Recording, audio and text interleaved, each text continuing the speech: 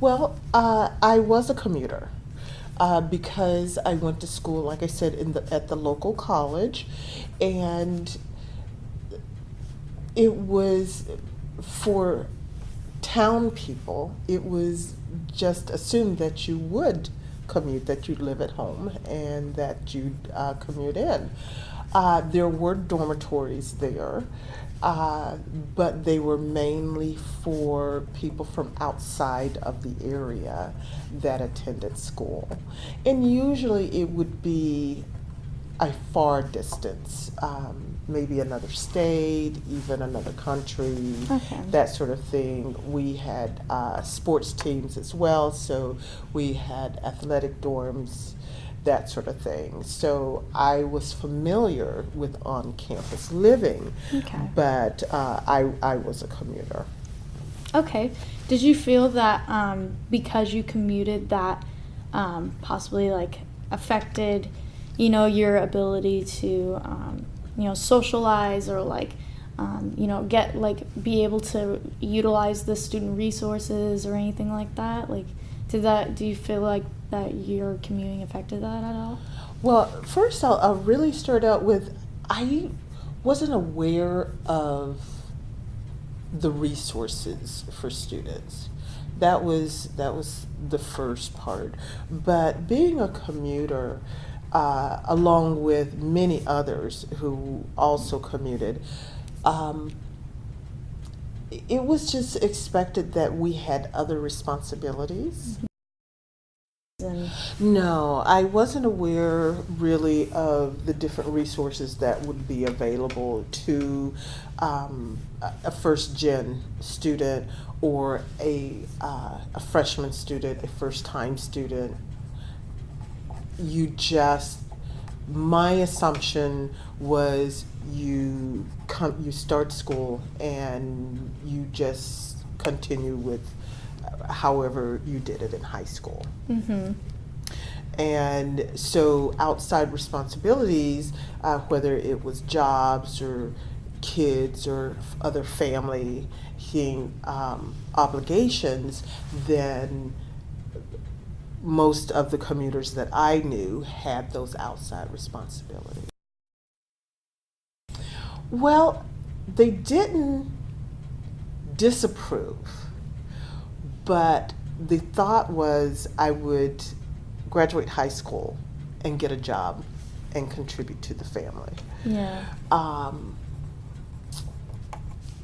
So it wasn't that it couldn't be done, it was just that so far it hadn't been done. Yeah. And so it wasn't until I was actually admitted and going and seemingly doing well, Mm-hmm. that then my family was very happy and proud that I was in college. I'm gonna start with from an academic standpoint. I would say something that was difficult and that I had to adapt to was the study time. The difference between high school and college, time-wise, Mm-hmm. and just learning to balance that time. Again, having outside responsibilities, and thinking that I still could do my outside of college responsibilities and uphold the amount of time needed to not just go to school, go to class, do work in class, but the outside of class time. Mm-hmm. I was not prepared for what I needed to do because I didn't know that I was going to need to do that Oh, yeah. as a first gen. And then I was kind of learning it on the job training way. Yeah. It was like, oh, yes, I should have written that 5-page paper, Mm-hmm. after the the first class, and Yeah. now 2 days later, it is actually due. Yeah. Oh, yeah, definitely. Just trying to figure out how to, balance all that and everything. It's, Yeah. it's pretty. You mean I don't have time? And the other thing is, when I look at my experience, which was years ago, versus what we are doing now in college, which is every professor is now supposed to have a syllabus. Not, that wasn't always the case in those days. This is something that has come out of, I'm going to assume, trial and error. But in those days, all professors did not have to have a syllabus. And so a lot of assuming